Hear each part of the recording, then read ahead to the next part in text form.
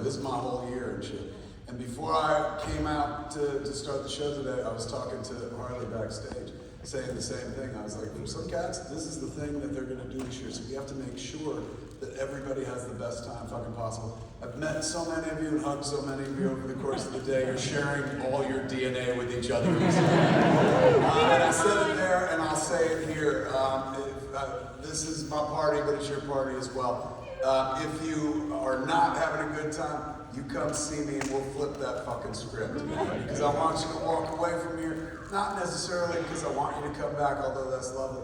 I want you to walk away from here with a once-in-a-lifetime experience going, that was fucking worth my time, worth my effort, and I was with some good people. Everyone who came on my side of the table and stuff, all the people I've worked with, all the last 2 days have been pulling me aside being like, they're such fucking wonderful people. This is something I've known from the beginning. At the beginning of my career, I first started engaging with the audience because I just wanted to know who the fuck would pay to see that movie and shit. So I wanted to get to know those people. So this is something I've been doing since the beginning, man. Like fucking throwing at little events and shit like that. My crew of people, some of them have been there from the jump, like Jay, he's been experiencing all this. Some of them are coming to it later in their career and figuring it out and whatnot. And they all say the same thing. They're like, everybody's so nice, everybody's so kind. Never had anybody come up to me and be like, all these fans are cunts. Like, which is so sweet, man. So I appreciate y'all coming out and hanging out with me and my friends, but I want to make sure that when you leave here this weekend, you're like, fuck, that was well worth it and stuff. So if you're sitting there and you're like, it ain't well worth it,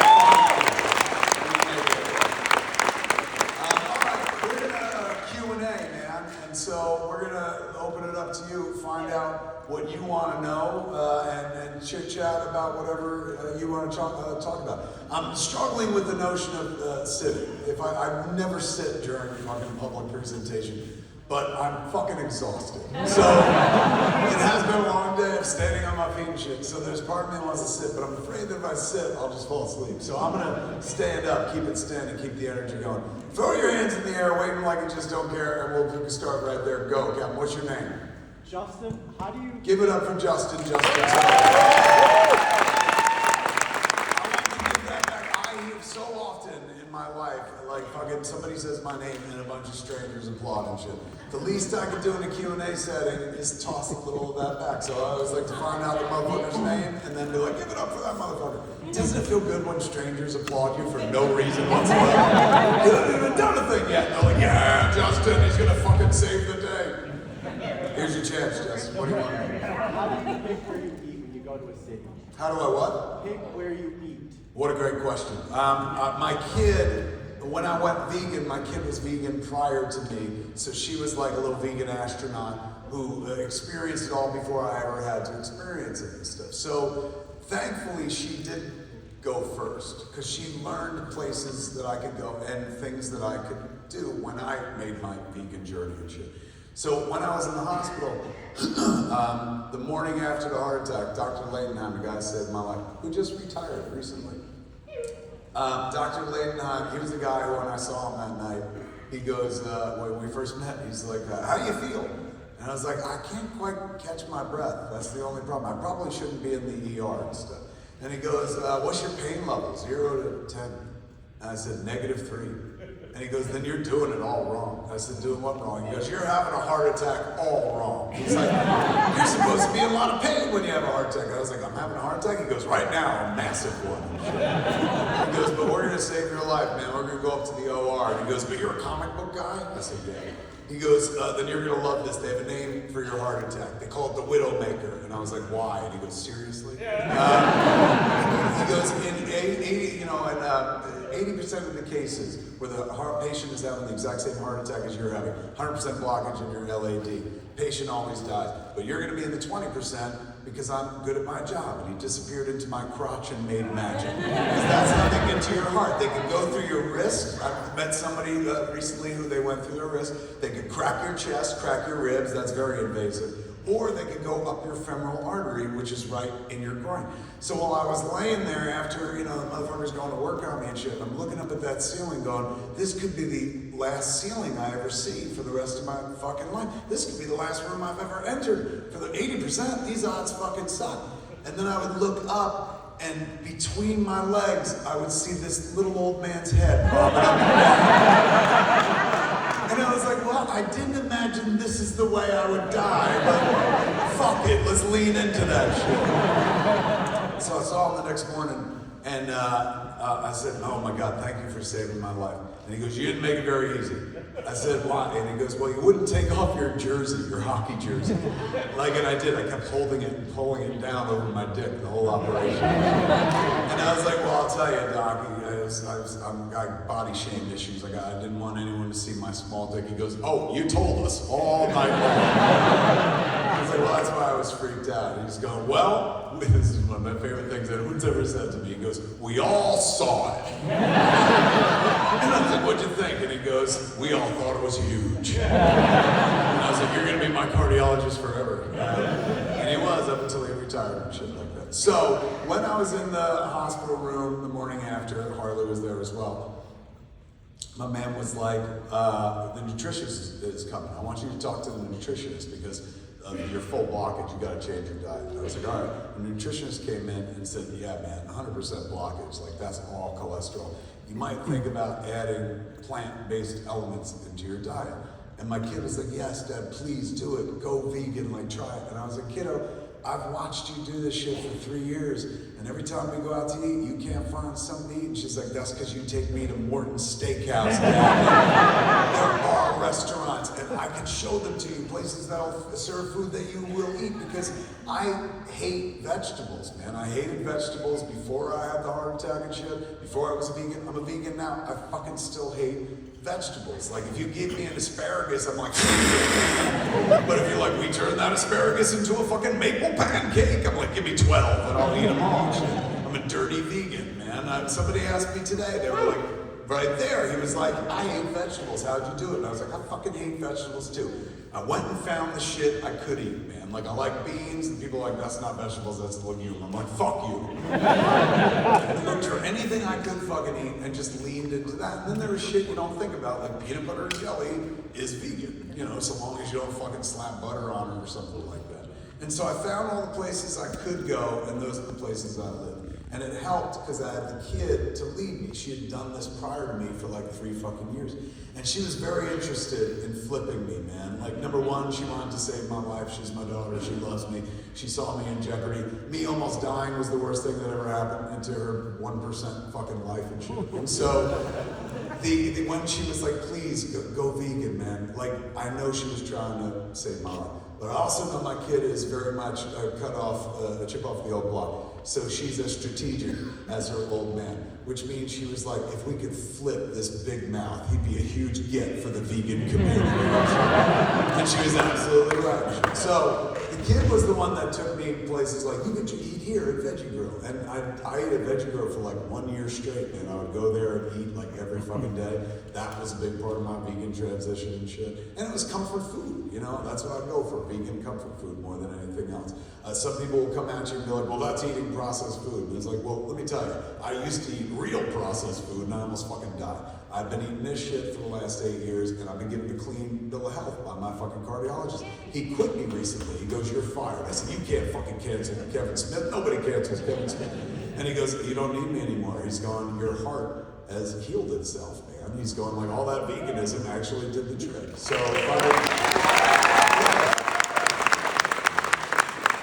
veganism saved my life, but what a fucking horrible, colorless life it is without the foods that I used to like to eat. Long story short, used to be happy, now I'm fucking vegan instead. The kid introduced me to the Happy Cow app, and that's how I eat no matter where I go. So Happy Cow is an app that's on my phone. You open it no matter where you are, you enter your fucking coordinates, it'll tell you where the nearest vegan restaurant is, vegan adjacent restaurant that just has options, or just a patch of grass you can fucking eat. It tells you where you can go. So when I get to a place, instantly I fucking enter my coordinates to see, all right, where am I gonna go eat? Last night when the show was done, you know, we're out in Rosemont, not a big vegan center and shit like that. But, you know, if you're willing to wait a half hour, they'll drive it from where they are. And I guess the place we ordered from was Plant B or something, the Impossible Shop, that's what it was. So I got an Impossible burger and an Impossible burrito wrap or something like that.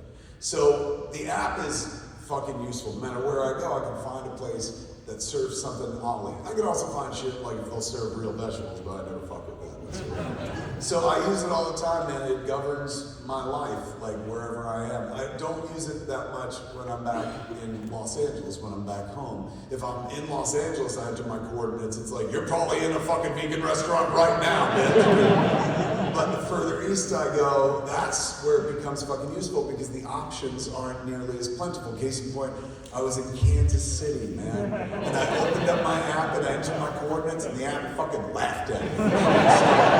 And then there's places you prejudge where you're like, they're never gonna fucking, and you find out you're wrong. I was going to Salt Lake City and I was on the plane going, there's no way that the Mormons have figured out cool vegan food. They haven't even figured out fucking underwear yet. But when I landed, I was hoisted on my own petard, man. I entered my coordinates and lo and behold, not one, not two, not three, 30 vegan fucking restaurants, including one satanic vegan restaurant.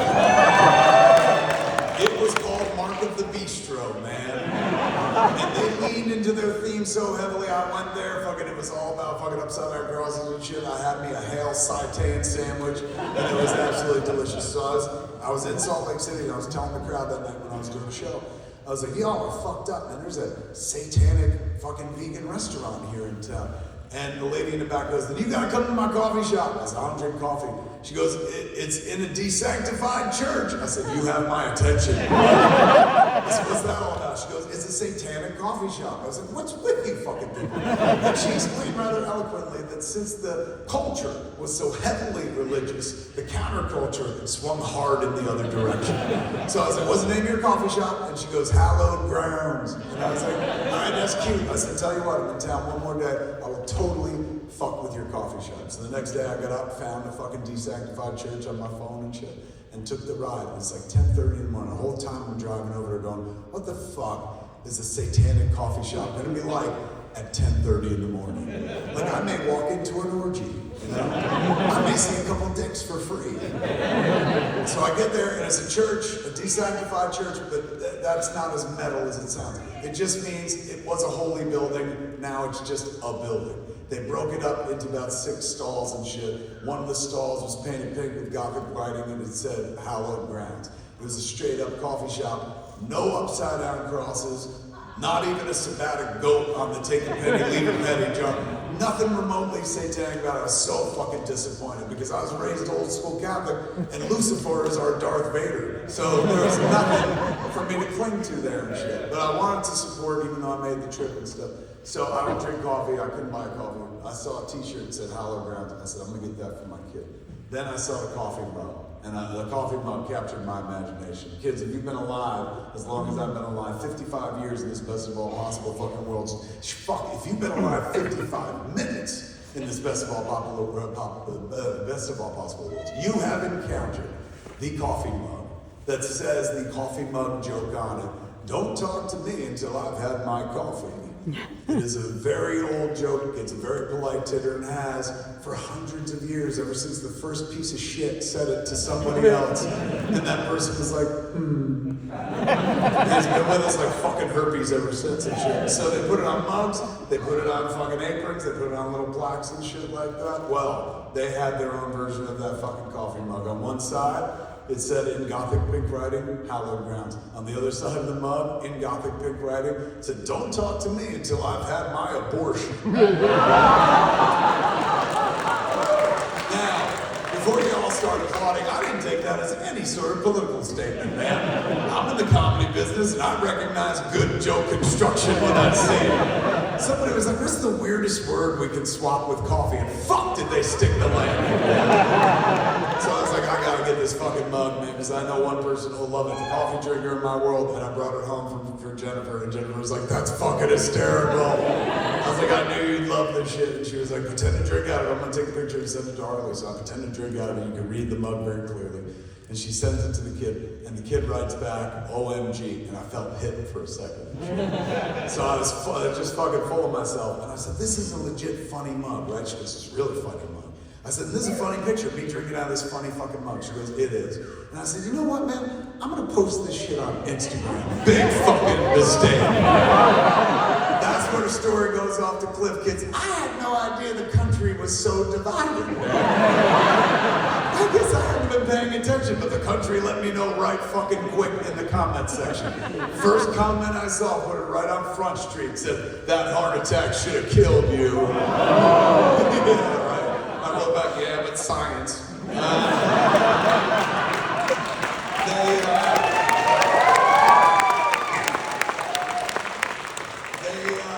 The government's here.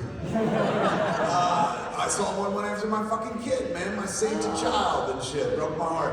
There I am in the picture pretending to drink out of the mug, and the fucking thing they wrote, they were like, on the mug says abortion. They said, your daughter should have been one. And I wrote back, my daughter should have been a coffee mug? Fuck you to death! I didn't find it funny as y'all and shit. One of them was very grisly. Very Blumhouse and shit. Dark natured, man. They fucking, there I am drinking out of the fucking cup and shit. It says abortion on it. And they wrote, what are you drinking out of that mug? Aborted fetuses? And I wrote, I'm vegan. But the weirdest one, man, the one that like really just captured my imagination, man, and like befuddled me and bemused me at the same time. And I'm sure when I leave this best of all possible worlds, I will think about this when I die, because they didn't attack me, it wasn't vicious, it wasn't like fucking coming at me or threatening a loved one and shit. It just seemed kind of disappointed, kind of brokenhearted. And they wrote very simply, I can't believe my favorite filmmaker from the 90s would make fun of religion like that. They skipped 1999 entirely. So that app, Happy Cow, governs my entire fucking existence. My kid didn't create the app, but she was like, you should download this. So that's how I figure out where to get shit to eat, man. It's a long answer to a short one. We're off to the races. I see two names right there when you go red jacket. What's your name, Captain? Lee Thompson, nice to meet you. Lee, give it up for Lee. Lee is next. Thank you. First off, I think you got to give Mike a promotion, man. Mike's awesome. Mike's absent? Yeah. Fucking A, man. Will do. My friends and I, super inspired by you. We host an indie animation festival, and Mike's giving us comics like every fucking year, and that's like super Comics awesome. from my store? That you Mike is fired. You put your name on. No, that's awesome. Hey, the beautiful thing about having the store is we get to give shit away, and you can always like write it off. So it's like not even completely altruistic. Whatever we give away, we can write off our taxes at the end of the year. That being said, fun to give away fucking shit that people are happy to see. So giving away comic books is no skin off our ass at any time. Well, it absolutely makes an impact. And my question is this: so we make indie cartoons. With all of the studios that are closing their doors, shutting down, saying, whoops, we never made movies. Yeah. How do you feel about the whole highway that is available, that's now crumbling, that's the path for indie creators to go into hopefully making a movie? How does that make you feel? It's crazy. The infrastructure seems to have completely broken down. And you know, I'm not here to fucking like point fingers and shit, but smarter people than me can break it down for you. But it was Netflix. It was everybody just trying to be the next Netflix, and Netflix is the only Netflix that's ever going to be, man. So every studio was like, you know, we followed COVID as well. So every studio was like, fucking, let's all shift it towards digital, because what if COVID happens again and we're all stuck in our houses and shit? And because of that, they can proceeded to break down a system, not unlike what had happened in the music industry years prior with Napster and shit. If you give people something for free, if you can access something for free, why wouldn't you, right? And so that's what the music business learned, and the movie business was like, oh, that'll never happen to us. Fucking sure enough, it did. But also we killed ourselves, and I don't consider myself part of the equation because I'm part of that world. They killed themselves with content, man. You cannot fucking see everything there is to see anymore. When I was a kid, you could keep track. You could be current. You could watch every episode of a TV show that was on that week. You could watch every movie that came out that weekend. And you could be finger on the pulse current. Those days are gone, man. Like now we're drowning in fucking content. When I was going to make the 4:30 movie, I had an existential crisis like about less than a month before we went. Almost canceled the whole thing. And it came out of scrolling. I was scrolling through Netflix looking for something to watch and shit. Tile after tile after tile. And then I was like, fuck it, I'm gonna go to Amazon. Tile after tile after tile. I wasted 2 hours just looking at fucking tiles and passing them by, man. Now, when I was a kid, you'd go to a video store and you'd lose yourself in the aisles looking at every title. Of course, first you went to the new releases, but then you were always looking for fucking something else, man. You can spend a lot of time there, but you wouldn't spend 2 fucking hours. 2 hours just looking at fucking tiles, not engaging, just being overwhelmed because there's so many fucking choices. I hit this wall where I was like, why the fuck am I making, bless you, another COVID? Why am I making one more fucking tile? Like I started convincing myself that I wasn't making a story, I wasn't a filmmaker anymore. I was a tile maker, like all these fucking people. And I was gonna add one more tile to this endless fucking wall that would also be ignored, like I'm ignoring all these movies and shit. And I sit there going like, don't do it anymore, just step out. Like, you know, you can't complain as the monkey with his hand in the box holding on to the banana that you can't get the banana out of the hole and shit. Like, let go of the fucking banana if it's really a problem. So I reached that point where I was like, well, fucking maybe it's just time to let go of the banana. I've been waiting for that moment my whole career. Not joyfully, not anticipating it, but the moment where I realized it's way harder to do it than to simply not do it and let go. And so far, I'm happy to report in 31 years, that's not the case. The struggle is worth it. So, and to be fair, you know, the struggle is not like fucking a hard struggle. Lately, the struggle is, anybody want to pay for this shit? But I came from a world where somebody didn't pay for the shit. You know what I'm saying? Like I've had a foot in both worlds, but mostly my weight has always been leaning in the independent arena and stuff. For the last few years, most of the movies we've been able to put together are done with outside indie financing, with like, you know, a professional hand somewhere, like Lionsgate eventually picks it up, or Saban is involved or something like that. But generally speaking, if I were to go into the studio to sing for my supper, I'd be done. You wouldn't hear anything from me and shit. So being able to go indie and pivot and be like, all right, I'll just do it for the fuck of it and shit. Like, I have the benefit and experience of knowing that at one time, I was completely outside the system, made a thing and got noticed, and fucking I've been doing it ever since. Now, like, people know who the fuck I am, so anytime I put something out, there might be a little attention. Doesn't mean it's gonna do well and shit like that, but there'll definitely be this many people going like, oh, I wonder what he's up to now. So that keeps me going. I don't know how a new artist looks at this system and feels like there's a home for me in it. There's not even a home for fucking the people who've been doing it for decades and shit. But I see that as the opportunity, right? We've been through this many times before. When I got into indie filmmaking, it was because like everything that they were making in the studios and shit, it was like, I was never gonna be a part of that. The movies were massive and bombastic and shit like that. So I pivoted, I went to indie film because that seemed like a place where you could just do whatever you fucking wanted. So I feel like this generation of indie filmmakers is looking at the model as I looked at my model. It's completely different. I wasn't looking at a broken one. I was looking at an intimidating one that was not welcoming and didn't want me involved. I think that's the moment where true inspiration comes from when somebody figures out the next step.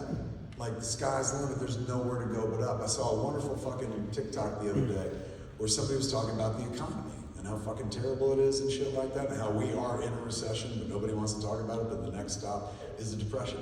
And this person said,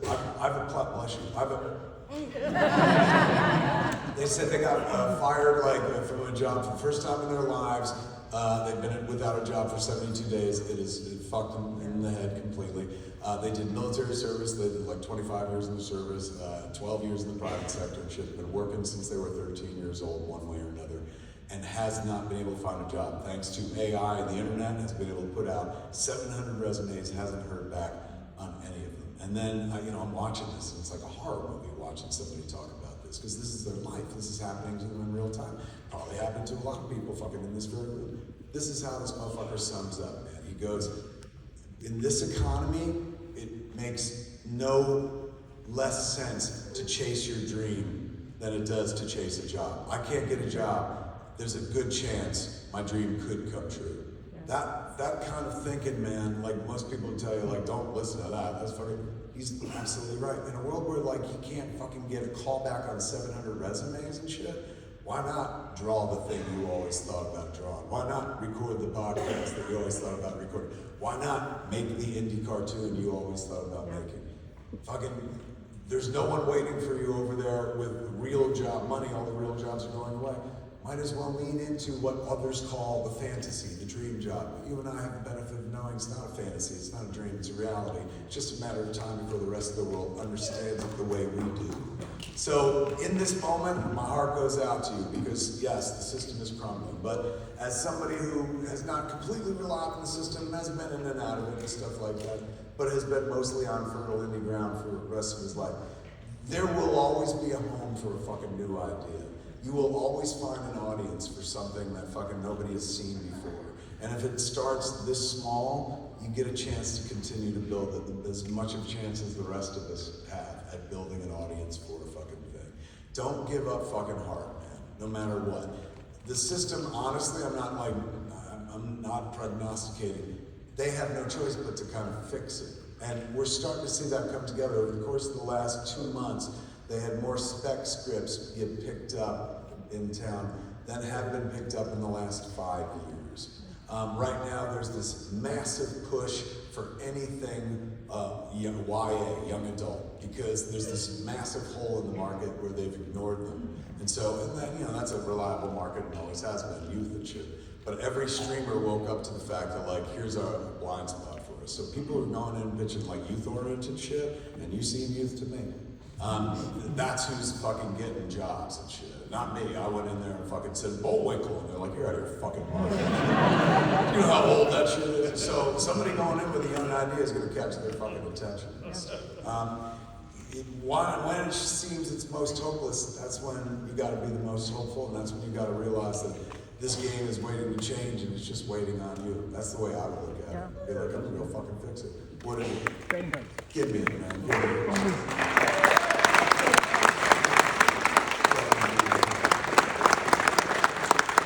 Is that right? Fucking A, man. Have you ever entered into the Smodcastle Fest? Where's that? Have you ever entered into Smodcastle Fest? This is a short fest. Yeah. Spine Castle? Smodcastle. So I got a movie theater in New Jersey, and this year we had our 4th annual Smodcastle Film Festival. The 5th one is coming up, I guess probably July, August. I've got something for you, man. Yeah. Submit, man. Okay. They're on Film Freeway. Okay. It's wonderful. It's a real filmmaker-friendly fest, man. So come on out if you can. This fucking rocks. Keep making it. All right, where are we going? Right there. Captain, what's your name? Brian? Give it up for Brian. Brian's next.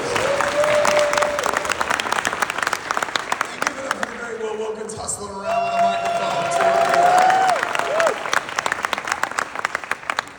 Can I just tell you, when I said to them, I'll just run a microphone around, they're like, oh, do you really want to do that much moving? I'm like, have you been to a Kevin Smith movie? He's going to move like twice more, and then it's all over. Where can we go, Captain? So keeping on par with the theme this year, had Mallrats been a success in the theaters, what was your initial idea for your next movie? Chasing Amy, but it was it was set in high school. Same story, but they were all high schoolers and shit. And that's because Jim Jackson is producer on Mallrats. We went to see Clueless, and Clueless opened huge, and he was like, that's what you gotta do. That lesbian movie you're talking about, put it in high school. And I was like, that's a good idea. And so I started writing Chasing Amy set in high school. There are 5 scenes on an old laptop of Chasing Amy set in high school. All the names are the same and shit, but it's all fucking younger people. When Mallrats, YA, oh my god. Excuse me, I have to go pitch something. It was, yeah, they won't be into it for me, trust me. It was me going to do a teenage version of it, a commercial version of it, because Clueless did well. Once Mallrats came out and fucking tanked, then that freed me up. Like, number one, the studio wasn't like, what do you want to do next? Fuck off. So nobody, I couldn't imagine going out in the world and pitching a version of that story that I didn't want to do in the first place. Not didn't want to do, but wasn't my original incarnation for the idea. So once I was free from that, I was like, oh shit, I can kind of do what I want to do and stuff. And you got to remember, when I started thinking about Chasing Amy, Like, I haven't started, Joey and I haven't fallen in love. Joey and I's relationship is the fucking very heart of Chasing Amy. So that version was never gonna be the version it became. She's the crucial ingredient. Just like Jason Mewes, without Jason Mewes, fucking none of this fucking happens. He's the spark that fucking, you know, lights the resistance, whatever the fuck. Without her, we don't get to that version of Chasing Amy, man. So, it's weird to talk about what it would have been, but I know that Chasing Amy was going to be next, and it was going to be high school. Like Jim Jackson's like, hey, you should go younger. My characters in Clerks were in their early 20s. I really wasn't interested in making high school shit because I wasn't in high school anymore and stuff. This is the thing that kills me years later. People will say nice things like, you're the quintessential 90s filmmaker.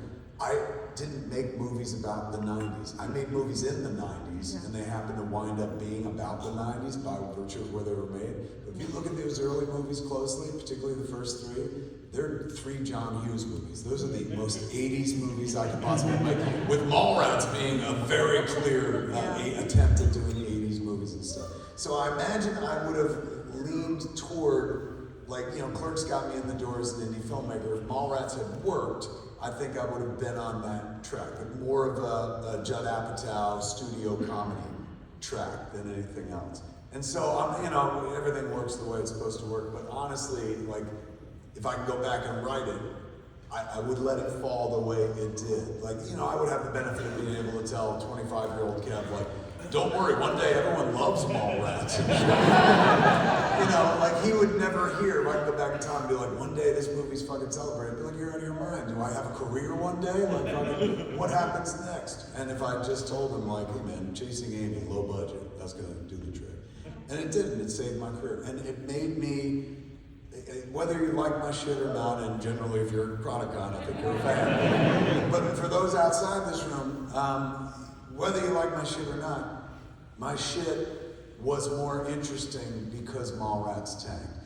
If Mallrats had done well, I don't think any of my shit would have been as interesting. I learned at an early point in my career, like, sometimes you win, sometimes you fucking lose. So you might as well make the movie you want to make. Live or die on the cross of originality. Don't worry about the box office, and clearly I never have. So it was because time, I've realized the more distance between you and that fucking movie, it solidifies it. It justifies it. Like, it makes it fucking real. Jay and Silent Bob Strike Back, like, I remember when it came out, like, people on the internet was like, this is embarrassing. This is like a $20 million YouTube homage clip, you know? And he made it for himself, like, how gross and shit. Now, like, people are like, that's a classic comedy. And they're not fucking wrong, man. Like, it gets situated with movies that I'm like, well, those movies are way better than mine. But time lends essence to it, and also time lends credibility and shit. And it's crazy. I've watched that happen with a few movies. Like, I was unprepared for this whole fucking journey. But like when Mallrats happened, I've been spoiled because everyone liked Clerks, and then everyone was like, fuck your movie. And I was like, I don't know what to do with that and shit. And so I just ran back to Indie World, made Chasing Amy, and figured out who I was from there. Little did I know that fucking a decade later, people would be like, no, good job on Mallrats. Like, this is one of my favorite compliments. And the first time I heard somebody say it, like, I fucking love Mallrats. And I said, well, where were you? We could have used your fucking help back then. And they're like, what do you mean? And I was like, well, the movie tanked. I'm like, no, it can't be. I have it on DVD. And I'm like, those two things don't mean anything. They're not fucking connected by any stretch of the imagination. Then you realize the only person who carries the cross of the failed movie is the filmmaker. You know, maybe some shitty people on the internet as well. But the filmmaker, I'll carry that forever. I can tell you, you know, I can quote verbatim Kenny Turan's review from Mallrats in the LA Times. Quote, if Sundance or the AFI ever offers a course on what not to do as a second feature, Mallrats should be at the heart of the curriculum. I will carry that shit with me as I'm leaving this world. I'll be like, part of the curriculum. But I remember that. I guarantee you, if I went to Kenny Turan, I don't even know if he's alive anymore, but if I went to Kenny Turan and was like, can you quote anything from your Mallrats review? He couldn't, but I could fucking quote it right back to him. And then he realized it doesn't matter, because over time, nobody remembers that shit, man. All they remember is the movie they've watched 100 times on DVD or VHS. I've signed so many personal copies of fucking Mallrats on VHS this weekend alone, man. Beat up, burnt up, fucking overplayed copies that make me so fucking happy because I know they were played with fucking love. They look like that because that movie is fucking beloved. So whenever I think about my career, and I do think about it often, I'm a huge Kevin Smith fan. I feel like, we'll never know, but I feel like Mallrats not breaking through at that time was the thing that shaped me for the rest of my career. And there would be other moments like that in my career. Zack and Miri shapes me for the rest of my career after that, where I'm like, well, fuck, now I'll do whatever I fucking want. You know, I made a movie with Seth Rogen, and it still opened like a Kevin Smith movie. And that was after Knocked Up, and I was like, I give up.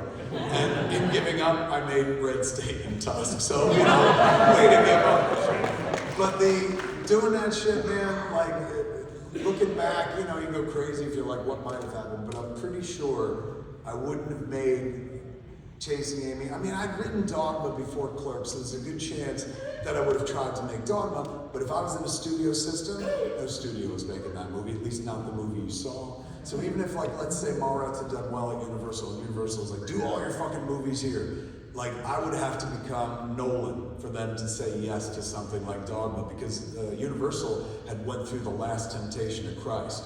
So they didn't want to hear anything about fucking Jesus over there whatsoever. So the movie wouldn't have gotten made, and inarguably, probably my most interesting and maybe best movie, I think. You know, and when you look at them all and stand back and judge them as films and shit, probably Dogma stands head and shoulders above the rest, and I never would have done that. They wouldn't have let me do it, man, until I got to a place where if I was maybe an Academy Award winner, and even then they'd be like, do you really have to do this?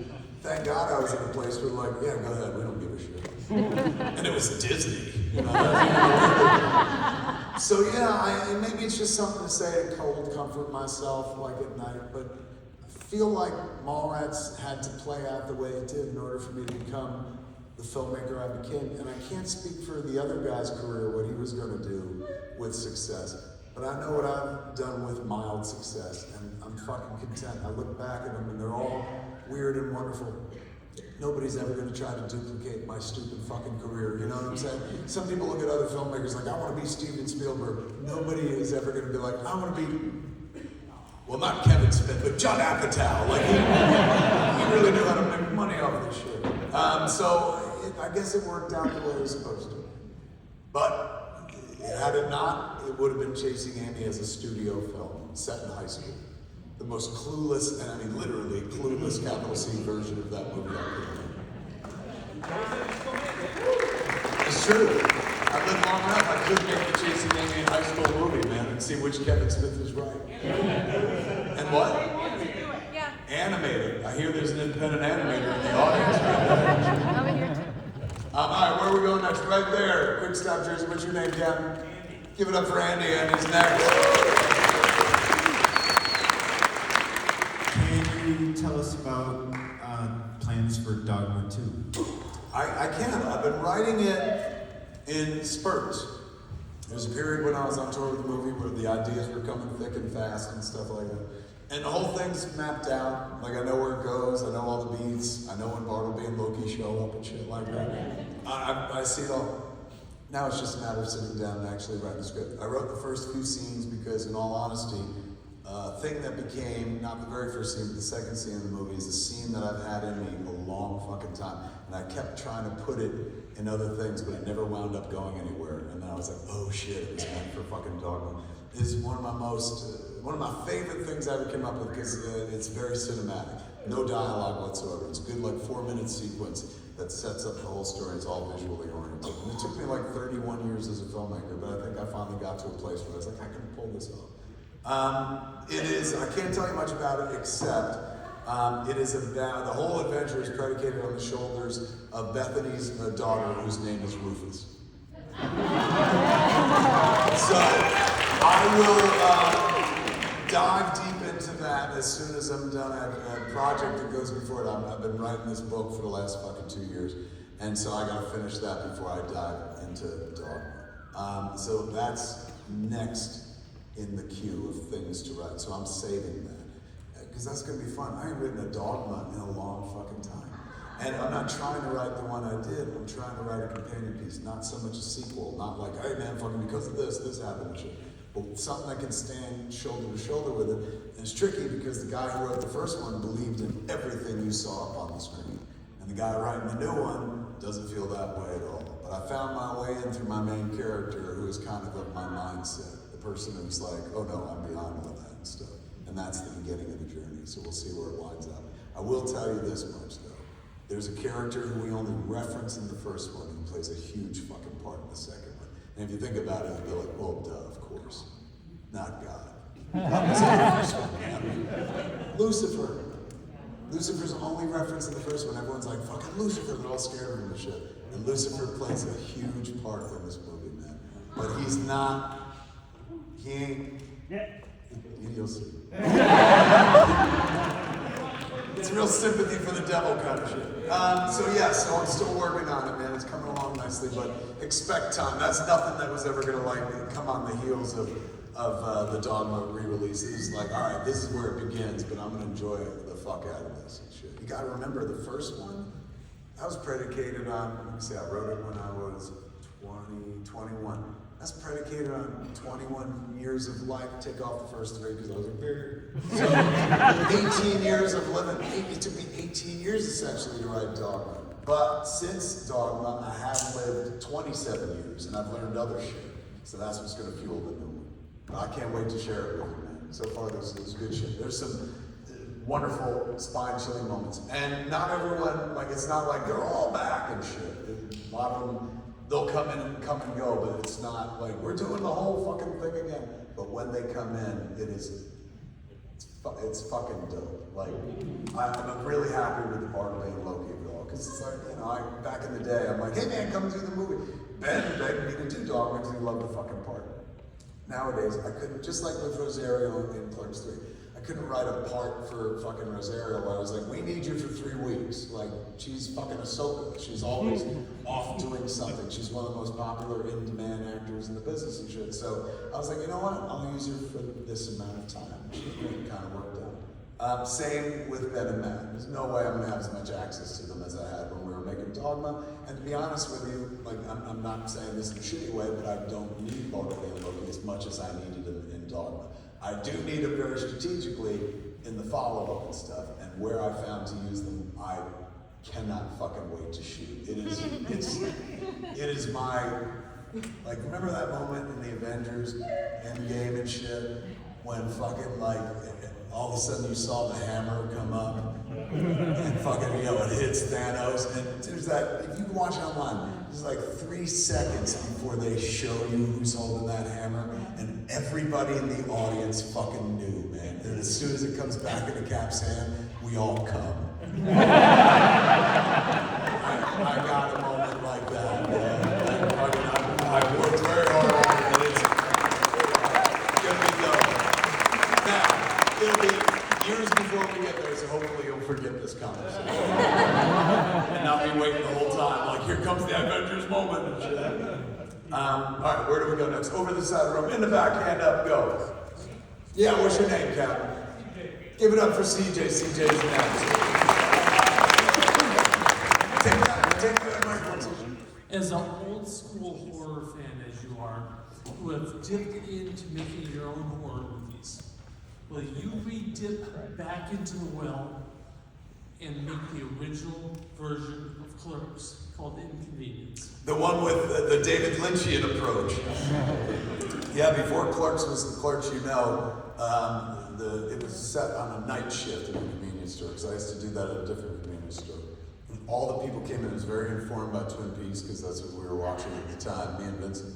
And everybody that came through the door was just fucked up. It was a series of very fucked up, strange people who would tell weird stories about doing horrific things and very kind of simple, plain tones and shit.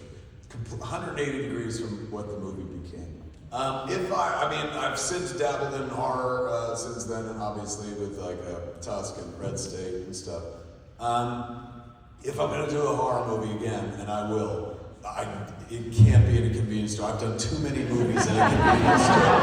And if they're like, now he's doing horror in a convenience store, like he's a joke of himself. I can't handle that. Like fucking Brian Lynch, our friend Brian Lynch texted me the other day, and he goes, I got a great idea for us. Bodega Cats. And I was like, what do you mean? He goes, it's Clerks, but with the cats that are at fucking stores, man. And I was like, that is adorable, you should do that. I can't make another convenience store thing. Like, I can't even go to convenience stores anymore. People will be like, he's doing it again. So when I do horror, it's gonna be something not set within the four walls of a convenience store. That version, that set sail, man, we lost that one. But I would like to make a Lynchian movie one day. Obviously only David Lynch can make a Lynch movie, but a Lynchian movie, Lynch adjacent, I think I could pull that off. Like, fucking Red State is a very unsettling movie. And that was like, that was me trying to do Quentin by way of the Coen brothers. So I would like to try one where I try to do my version of David Lynch and hide it in there somewhere. It's an interesting notion. Yes, straight back there, Cap, what's your name?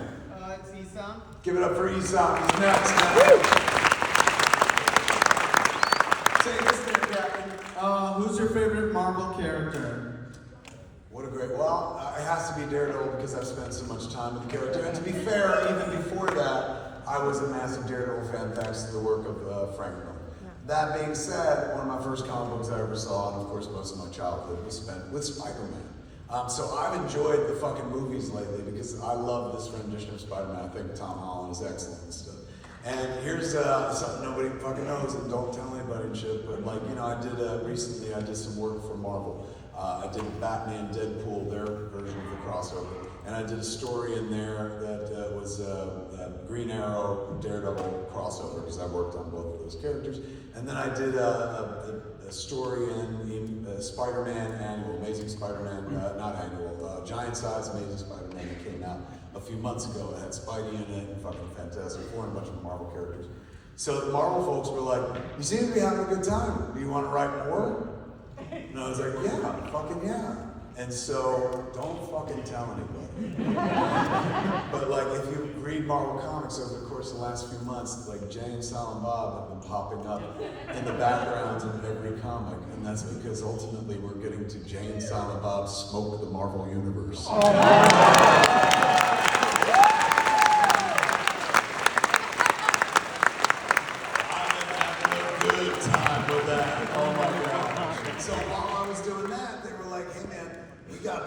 That we were going to throw out to somebody else, but we figured we'd ask you because you're kind of in the zone right now.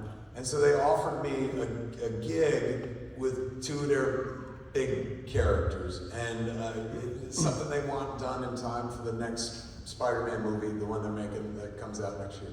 So I'm working on it right now. Me and Andy McElfresh are writing it together, the guy I did Masquerade with and stuff, and the guy who I do Education with. And Spider-Man is one of the stars. The other character I can't tell you yet. I get to write Spider-Man again, and I've been having a fucking blast doing it. Because me and Andy are fucking old men, so all we can make are dad jokes. And that's all Spider-Man does, is make dad jokes and shit. So I'm equipping like fucking crazy, man. Having an absolute blast. And the story we came up with, I think, is really cool. Here, man, just to show you, like, oh, he fucking gets to do whatever he wants. Not true. Marvel's like, we would like you to do a thing. Would you like to? I said, yeah.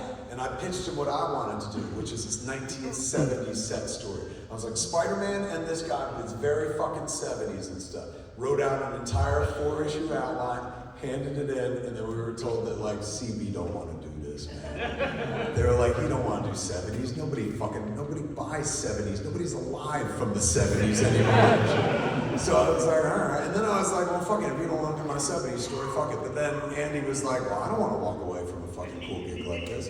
And I was like, you're right. I was like, you know what? Let me give it another pass. So we came up with a different story that I looked throughout my entire Marvel Comics history to make sure it's never been done before. And I fucking love it. It's really cool. Most of it hinges on the other character who I can't introduce because Marvel wants to do that. But it's a cool story. So we're one issue in. Andy's about to start issue 2. It's going to be 4 issues, and it comes out late 2026 or something. Okay.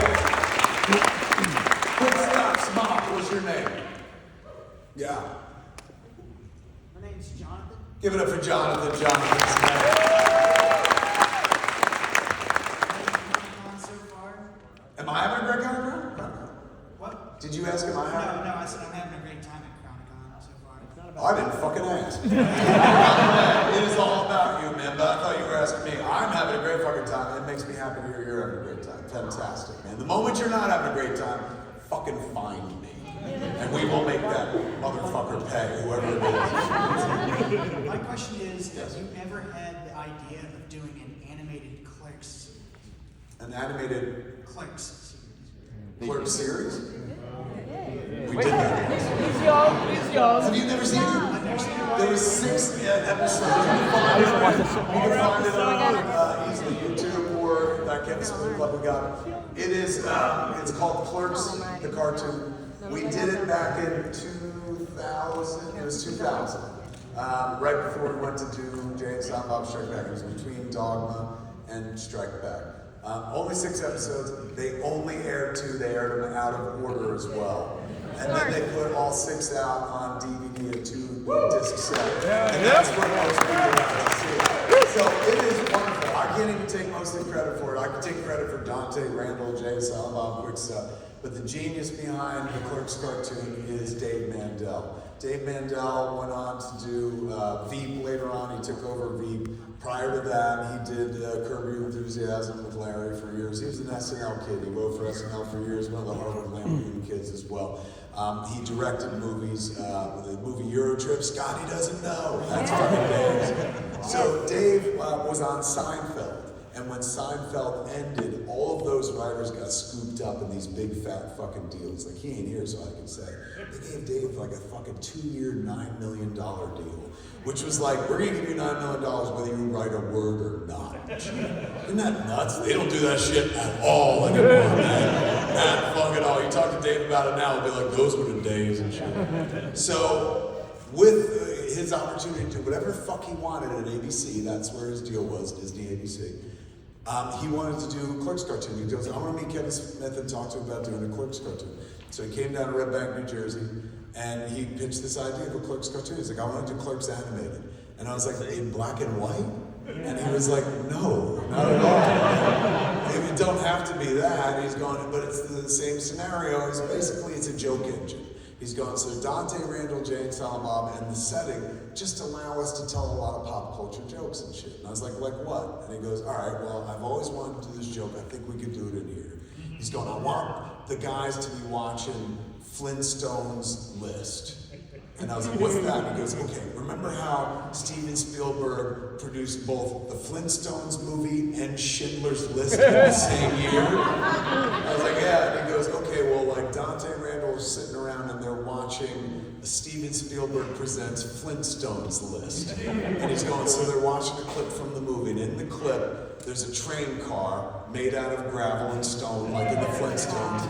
And then a bunch of cavemen get loaded up onto the train car, and the door closes, and then their feet come out, and the train marches on. I said, I can't tell that fucking joke. He goes, I'm Jewish, I can. And so we went and pitched, man, and fucking we wound up finding a home at, first it was UPN wanted to get it. They were, later on they became half or a piece of CW. So.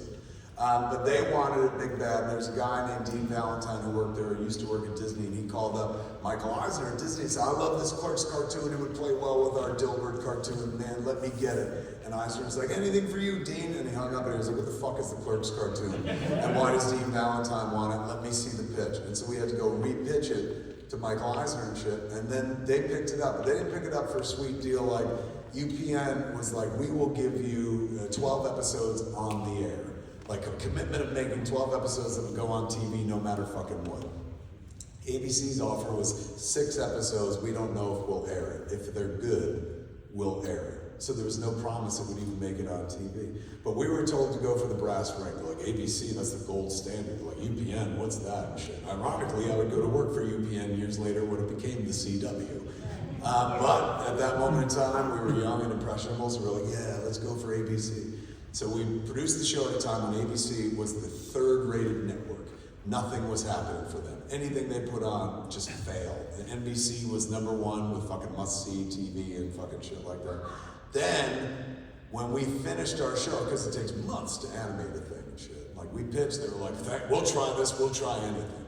When we turned it in 9 months later, they had tried a game show in prime time that was making huge ratings called Who Wants to Be a Millionaire? So they put it on one night, it was fucking huge. So ABC was like, we're putting it on 4 nights a week and shit. And so they were going crazy with fucking Who Wants to Be a Millionaire. We were supposed to debut in mid-season, March. In fact, we had a commercial on the Super Bowl that year, because ABC had the Super Bowl. So we got a free 15-second fucking spot and shit for the Clerks cartoon. But they didn't debut us mid-season. Because Who Wants to Be a Millionaire was such a massive fucking hit, they were like, look, fuck everything else. We're just leaning into this and shit. And then we were like, what happens to our show? They're like, we're gonna put it on as a summer series. And right then and there, Dave Mandel was like, we're fucked. I was like, what do you mean? He goes, nothing that debuts in the summer ever makes it, like it ever goes on. And then the people at Disney were like, that's not true. Seinfeld was a summer series. And I was like, is that true, Dave? He goes, they always say that shit. They will always throw Seinfeld in your face, but I guarantee you if we air in the summer, we're dead meat and shit. And we did air in the summer, and not only did we air, but they didn't air them in order. So the first episode, was not the first episode. They took the second episode and fucking put it first instead. And it was flashback. And the second episode, the whole fucking joke of the second episode was it was a flashback episode. In TV back in the day, probably before you were fucking born, you would do a sitcom and shit, and when you didn't want to make a whole sitcom, you do a bottle episode kind of thing where it's comprised of clips of other episodes of sitcoms. And how you set it up is they're sitting around the kitchen or whatever fucking the home base set is and whatnot. And they're like, remember that time we did that? And like, I remember, and and then they just show an old clip of the fucking show. So Paul Dini, co-creator of Harley Quinn and Batman the Animated Series, he suggested to me and Dave that we were like, hey man, you want to come work on a Clerks cartoon? He goes, I don't know if I have time, but you know it'd be a really great second episode? Clip show. And we were like, Paul, you're writing the episode, and Paul joined us and shit like that. And they aired the clip show fucking first, which is a very meta joke. But it really didn't fucking pan out and shit. So 2 episodes, and then they killed it, and they put on reruns of the Drew Carey show instead. And then they wound up putting it out, Buena Vista Home Video, put it out on DVD, and that's where it found its audience. So I've been threatening ever since, we're gonna do that again and shit. Here's the thing, there's a very thin road by which we could do that version of the Clerks cartoon with Leonardo, Mr. Plug, and all that shit. And that's only if Hulu wanted to do it. Because the TV show is not owned by Miramax, it's owned by Disney Animation, oddly enough. And Disney Animation has no fucking interest in ever airing this again. So they have a place where they could put it on Hulu and shit. And when they had Solar Opposites, the first year that Hulu did Solar Opposites, and it did well, I reached out to my agent, I was like, can you fucking reach out to Disney, because Disney owns a piece of Hulu at that point, now they own a lot more. I said, can you reach out to the Disney quotient and say, like, we've got a cartoon that they own that they could just put up on fucking Hulu and shit like that? And he called me back 2 minutes later and said, they know.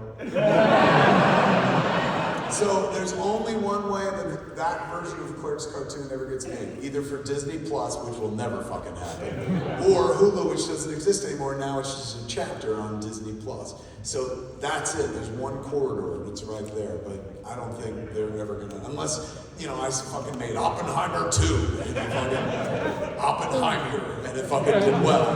Then they'd be like, what do you want to do next? That could be like that old Clerks cartoon. So, good news is I can do any version of a Clerks cartoon I want. I retained the rights to a cartoon version of Clerks when we sold the movie. I'll never own Clerks again. In perpetuity, it's going to be owned by somebody else and shit. But I own Clerks in 2 renditions, 2 different versions. One, I can do Clerks as a cartoon and never have to ask anybody else. Doesn't matter who owns it and shit. 2, I can do a Clerks musical on Broadway.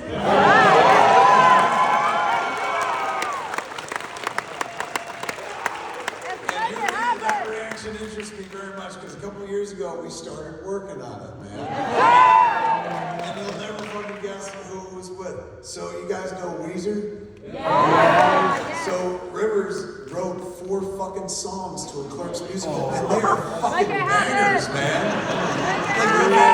But it was fucking adorable because I don't think he knows these movies at all. Because I was writing the book for it and shit. And you know, Jay gets introduced and he does fuck, motherfucker. I guess Homeboy never saw that movie and shit. Because he gave me the version of the song and it is fucking beautiful. It's a choral arrangement where it goes fuck, mother, with all these voices going in. It's like, that's the most beautiful shit I've ever heard. So, like many fucking things we start and then leave on the side and shit, it's just sitting over there waiting to go back to it. Like, hey man, let's go back to work on the Clerks musical. I'm waiting just a few more years, right? So I could do the fucking Clerks musical anytime I want. But in the history of theater and stuff, there's a proud tradition of going to England, doing it fucking in their, what do they call it? The West End and shit. Yeah. Now, I'll never own Clerks in the United States ever for the rest of my life. However, when we made our deal to sell Clerks years ago, man, we sold the movie to England, to the British distributor, for 35 years. And after which, the rights come back to us. And I remember when we signed that deal, I looked at Mosier and I was like, we'll be dead before we get this movie done. And we are 3 years away from that. So, in 3 years, man, that's when I want to fucking go hardcore into Clerks the musical. Now, the producer I was working with, his idea was like, you gotta do a show they've never seen before. It's gotta be a story that continues the story and shit. And I'll be honest, at one point, instead of Clerks 3, we were gonna do that. But I was like, I don't think if I was doing a fucking Broadway musical, if I was going to see a Broadway musical of Clerks as just a fan, I wouldn't want to see a new story. What I want to see is that fucking movie with songs in it and shit. So my man is going, that's not the way. I was like, I think that is the way and shit. And so when we go back, I'm going to lean harder into that. And this is what I want to do more than anything else. It's the only bit of fucking brilliance that I bring to the whole thing, man. Because Rivers will take care of the music, and thus far, he's doing a killer job and shit. The whole thing has to be monochromatic. Everybody has to be painted in black and white. The whole fucking stage and shit like that. That would be fucking fuzzy. Like if you heard like that Clerks play is in black and white, man.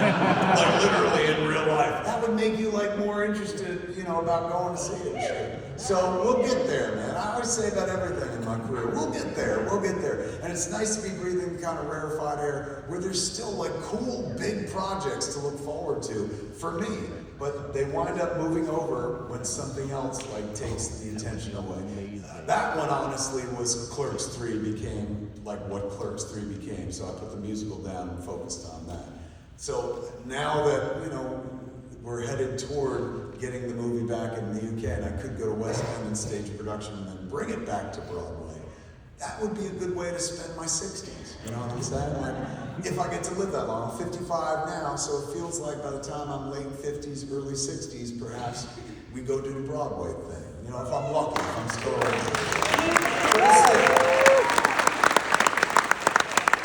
As long as I'm still enthusiastic about it, man, and there are places still to go, like, I think I'll still get up every morning and be like, what's next? What would be, like, most times I get up and be like, what would be the weirdest thing to add to my Wikipedia page? You know? I just gotta keep the story going and keep it interesting and shit. Are you doing this for the wrap up, Mr. Will Wilkins? All right, we'll do 2 more questions and get the fuck out of here. Up at the, you know, hour-long answers. That movie's that. What's your name, Captain? George. Give it up for George!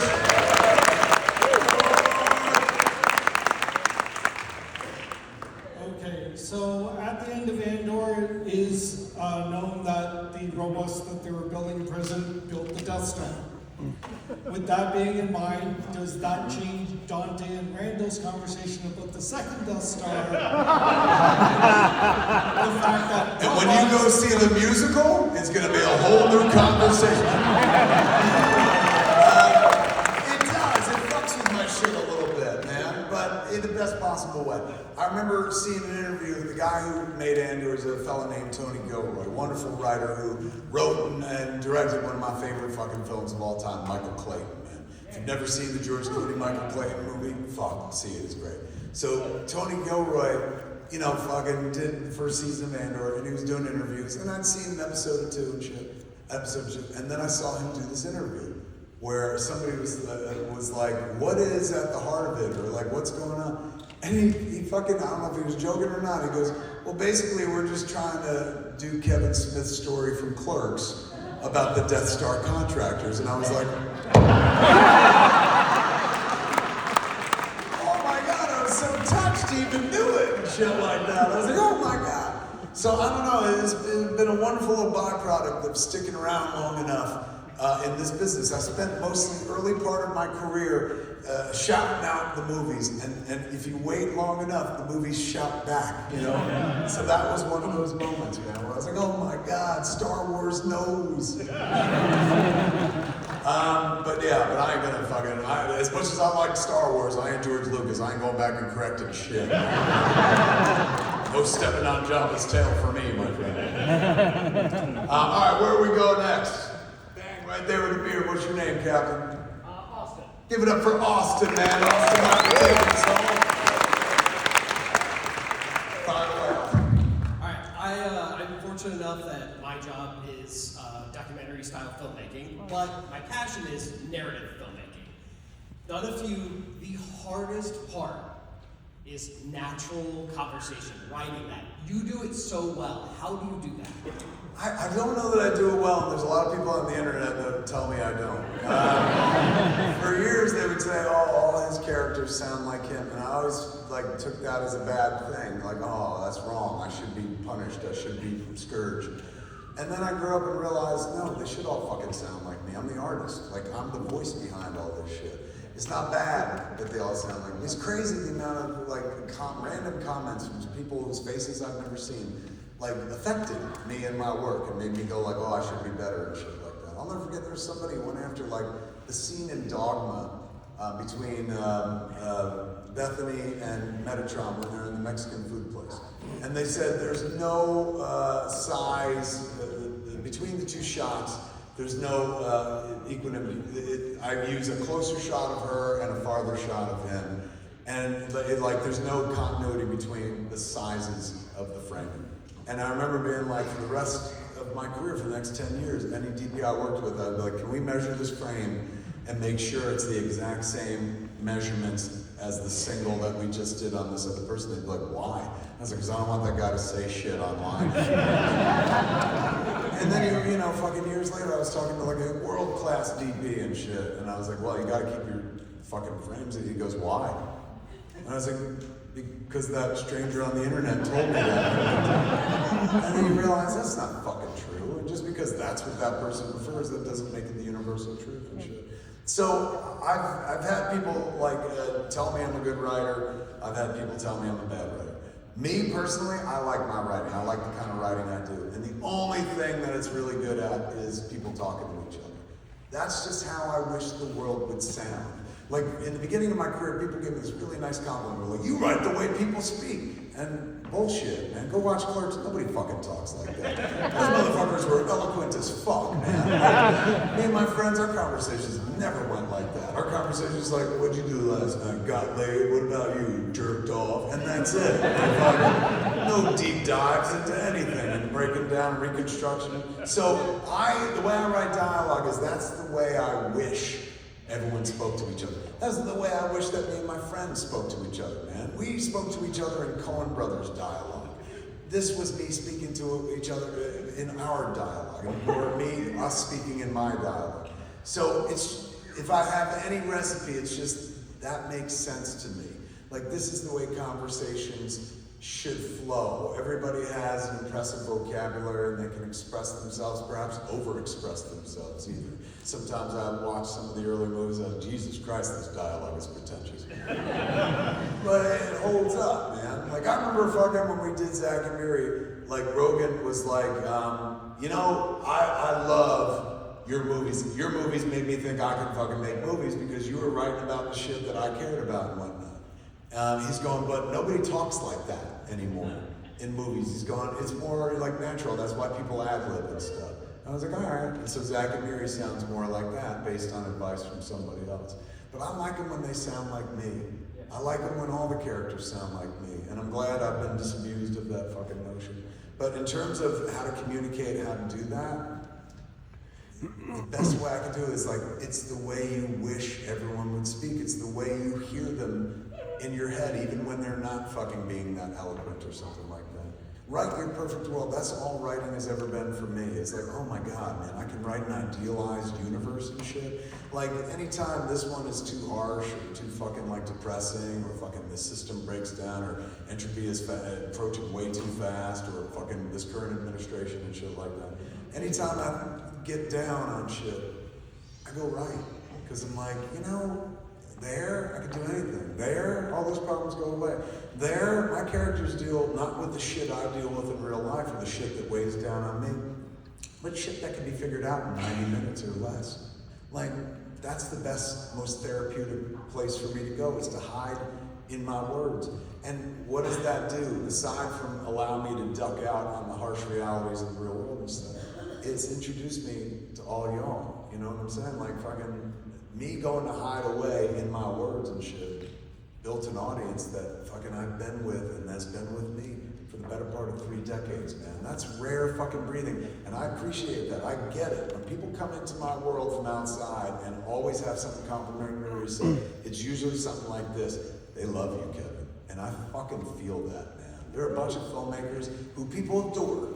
Like fucking, you know, Paul Thomas Anderson's got fucking one battle after another right now, and everybody fucking endures it. But motherfuckers wouldn't fly to Chicago for Paul Thomas Anderson, I'll tell you that much. And I know my audience.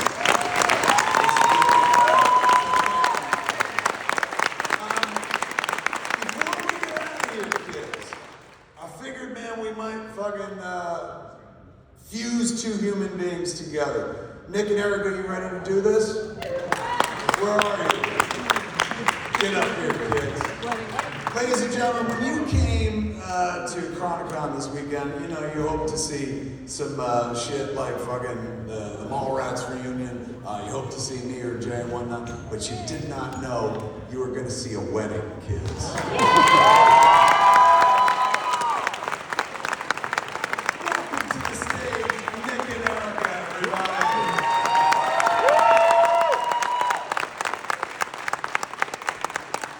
One under here on this side and one on the other side. Here we go.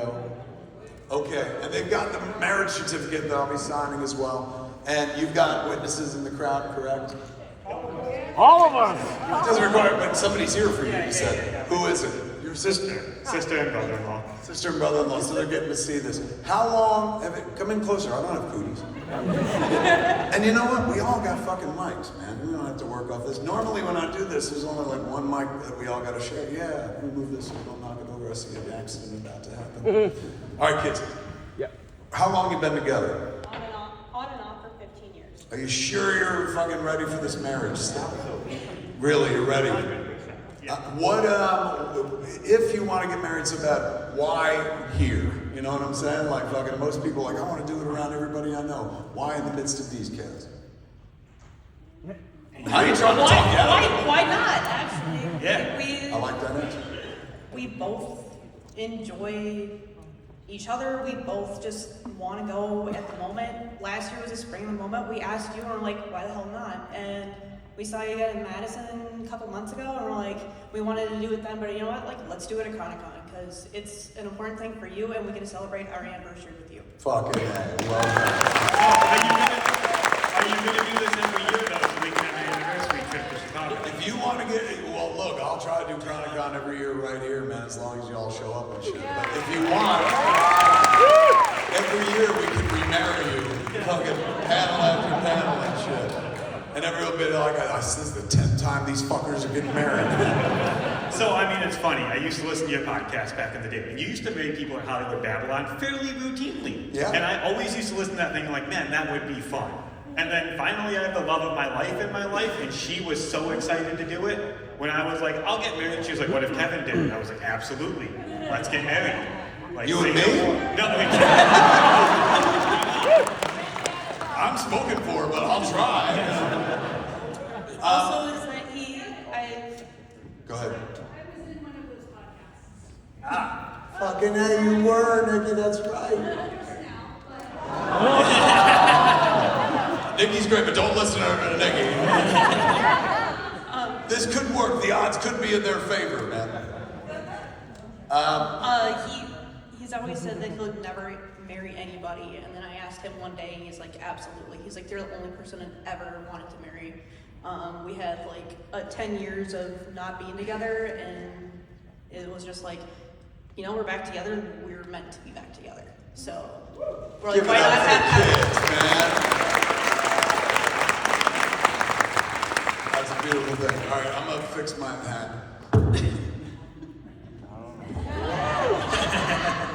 I need more cord. There we go. They should have made the cord long. Well, normally we all sit, so it makes sense and shit. They weren't ready for a wedding. No.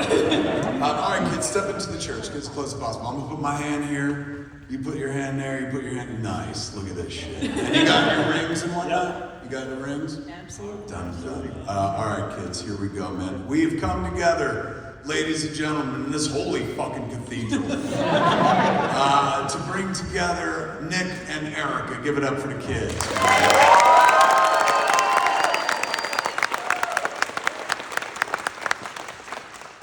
Marriage. In that movie, ladies and gentlemen. I've been falling asleep to that movie, so that is perfect. You are the Princess Bride today, man. Marriage, kids, is an institution that I can get behind. I've been in a real institution, and I like marriage much fucking better. It is the completion of a journey you start in childhood. You spend your time when you were a kid wondering, like, after you see people model marriage for you, your parents or whatnot, people modeling relationships, you're like, who is gonna be for me? When will that be me? Who will I wind up with? And a moment like this, when you're standing across from that person who you never knew what they were gonna look like your whole life, the mystery is solved right here, man. And it becomes this breathtaking kind of moment. I remember when I was standing in front of Jennifer when we got married at Skywalker, we were mixing Dogma. And she was like, it'd be fun to get married up here. I was like, yeah, it'd be fun. And then 24 hours later, we were getting fucking married. And it wasn't to me a big deal. I was like, well, she's already like way fucking pregnant and shit. So, you know, this will make it legit. And I'm not pregnant. but ironically, Eric is. So we gotta hurry this up. But I was just like, there's, you know, it's probably just gonna be like dating plus. It's gonna be like what it is now, but it'll be official and shit like that. So I was very low-key about it until I was standing across from her and the priest was sitting there saying things, man, saying these magical words, not the vow that bound us together, but he was talking about like, you'll never be alone for the rest of your life, man. You're gonna have a partner, somebody who's gonna be there with you through thick and thin and all this shit. And I realized I was looking at that person, I wondered what they were gonna look like their whole life, my whole life. You are having that moment right now, man. So before we go a step further, we always turn it out to the audience. Ladies and gentlemen, if there's anybody out there who can think of any reason, Nikki, shut up. If you can think of any reason these two should not be married, speak now or forever hold your peace. Get it on! Look at that, there it is, they want in, man. All right, kids, here comes the most important part, man, the fucking magic words of it all. Eric. Erica. Nick. You like look at her and say that. Nick. Erica. Nick. Kevin. Do you take? We're now all on the same page. Thank God. Nick. Do you take Erica to be your lawfully wedded wife? Wait. To have and to hold in sickness and in health, for richer or for poorer. And here's the most metal part of the vows. Till death do you part. Abso-fucking-lutely. Give it up for a minute. It's the right.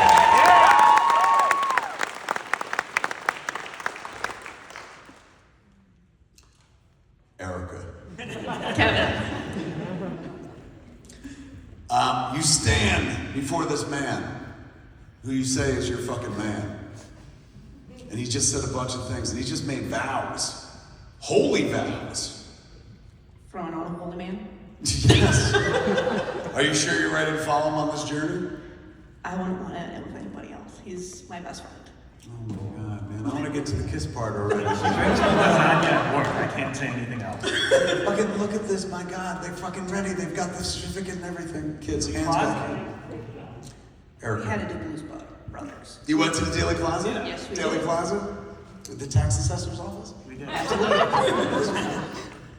Erica. God, I keep fucking smoking it away. Erica, do you take Nick to be your lawfully wedded husband, to have and to hold, in sickness and in health, for richer or for poorer? And here's the most metal part. Till death do you part. I would never want to separate from him. I absolutely do. Oh my God, that was fucking sincere, man. I felt that. It was goddamn beautiful. Kids, here comes the most important part, man. Rings. You got them both on? Let's exchange.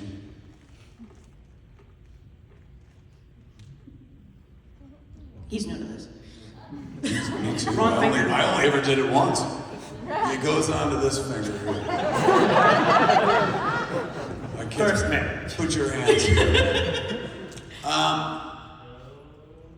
Kids, unfortunately, when you marry people, you have to get to a place where things get a little fucking religious. So, apologies for those of you out in the audience like, I don't believe in any of that hokum and stuff.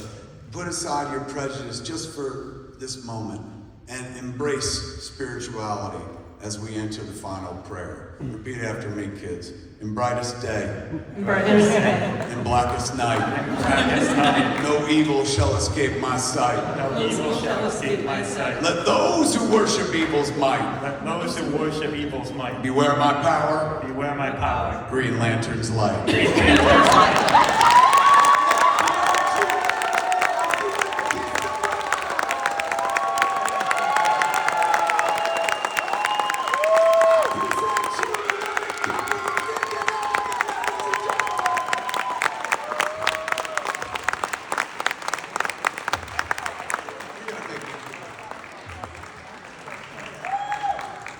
That means the world, man. All right, now what I didn't tell you is I get prima nocta rugs. You're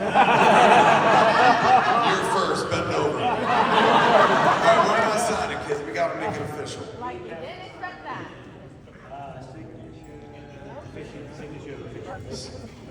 Ben Affleck. Do I need to put a date or anything? Date, month, and year. So wait, we're united by me at, does that mean state of Illinois? Print name of person officiating. Kevin. Look at that big block. I'm gonna put the P, that's official. Kevin P. Smith. And then do I have to do any, we're united by me at Hanukkah?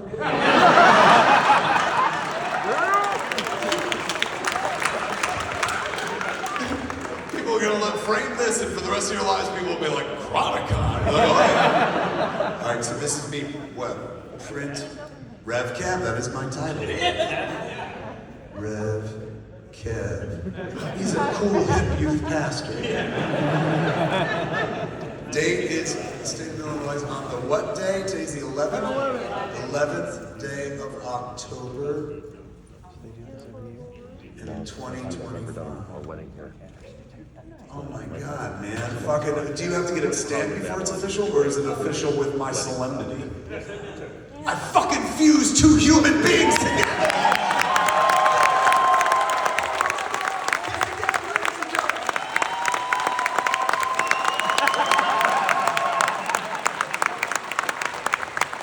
Kids, did you have a good time this evening? Give it up to our kids. Let us see something really fucking beautiful tonight. Thank you for sharing that. Means the world that you all stayed as late as you did, kids. It means the on action to get to tomorrow, man. You ready for it? Yeah. I'll see some of you here, or any of you who wants to attend tomorrow morning, 11 o'clock, man. Me and Jen doing +1. I got a cartoon to show you and shit. I love you all. Be very careful going back to your rooms, man. Enjoy the rest of the evening. What? Don't go anywhere, we're gonna take a picture. Are we? We're not done, ladies and gentlemen.